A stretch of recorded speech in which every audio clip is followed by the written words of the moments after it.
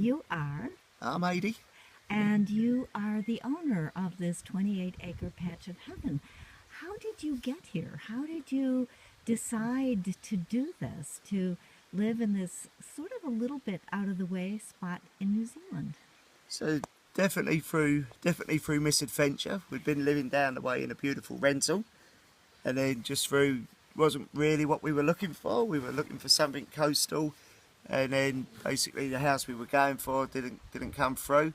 This one pops up on the internet, and I said to the wife, I said, "I wish you come and have a look."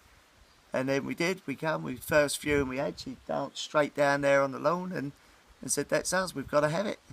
And that was us. The rest was history. And then, for me coming from England, I hadn't sort of done the whole fire thing, the outdoor. I had a flat in London with one little window, and then so this was great. So, and then there's been so much space. We thought this has got to be us. So, So when you saw this, what in particular did you like about it? Was just where it was, or it sounds like you liked that it was so open and there was like so much nature. just definitely the space, and then because it's sort of there's so much green, it just felt like a real natural place. And Tanya, she's really into her organics and permaculture, and she just looks around, looks at the gardens, and we just knew it was something we could make home. So there seems to be an ecological aspect to this place. Is that a commitment of yours and your wife's to just the environment and sort of being Definitely, friendly and yeah, all that? definitely to keep the property fully organic, and then as sustainable as we can be. It's all spring-fed water. We're trying to be basically as sustainable as we can, and Tana does an amazing job of the garden forests and food forests.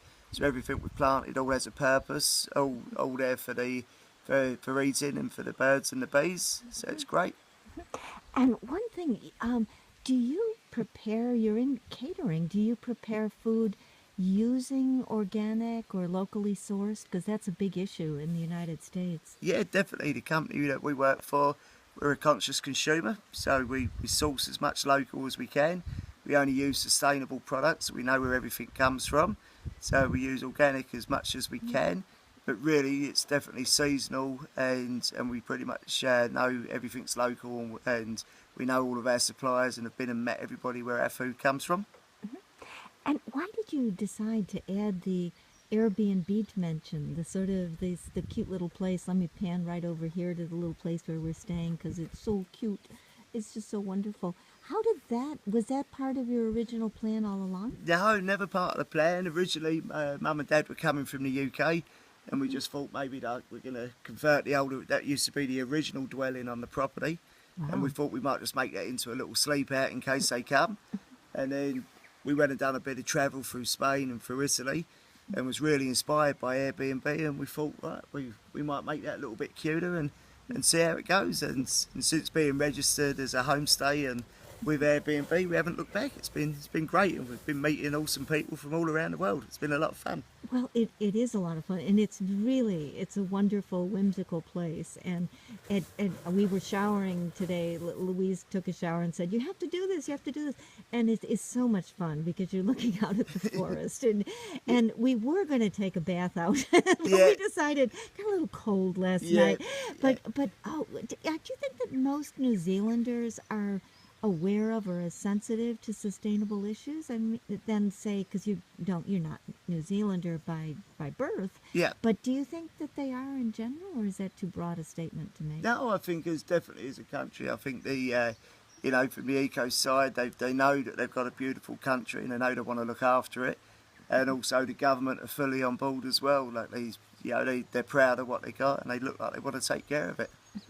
So why did you personally decide to stay in New Zealand and not go back to a big city? I know you said you were in London with your one window, but I mean, obviously this place is self-evident why you'd want to stay. Louise and I may move in. Yeah, no, you're welcome. No, that's okay. But if we didn't have to move on, we might move in. So but what was it about? Definitely for me, it was obviously meeting and marrying Tanya, and got a great stepson, and really just love the environment, love the country, and it just seems to be full of opportunity for for everybody, and probably people might say to me, it's probably a little bit backwards. It feels like it's 20, 30 years back behind, but there's a good reason for that. It's still safe. I can still leave the keys in the car. We haven't got to lock up all the time. You can, you know, your dog's happy, kids are happy. Life's pretty easy. Well, that's a great tribute to New Zealand. So I want to thank you, Ari, for your comments and your doggies. Dog wants to join in. They want to join in. What do Have they? you got something to say, I assume they enjoy it a lot. They love it So here. just one question: what do you think about Americans right now? What do I think about Americans? Love Americans, spend a lot of time in America. And then for me, putting them aside, probably slightly worried by your presidential choice. But, you know, I think as long as he hasn't got his finger on the button, I'm quite happy. Thank you so much, Ari. No worries. Bye-bye.